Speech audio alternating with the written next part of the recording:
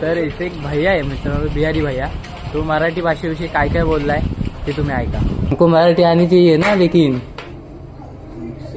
बोलने नहीं आता है रे। हाँ, लेकिन तुमको सीखना तो पड़ेगा ना, सीखोगे कि नहीं?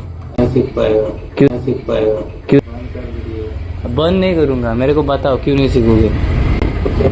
हाँ हाँ, रहने का है ना इधर। आता याचं काय करायचं ते तुम्हीच सांगा मित्रांनो।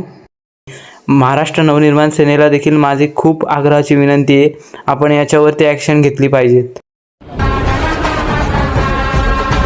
प्रश्न जिथे जनतेचा मार्ग तिथे मनसेचा,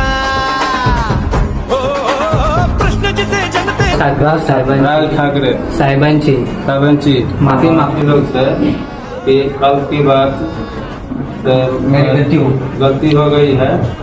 इसके बाद से मैं आगे मराठी बोलने का सीखूंगा।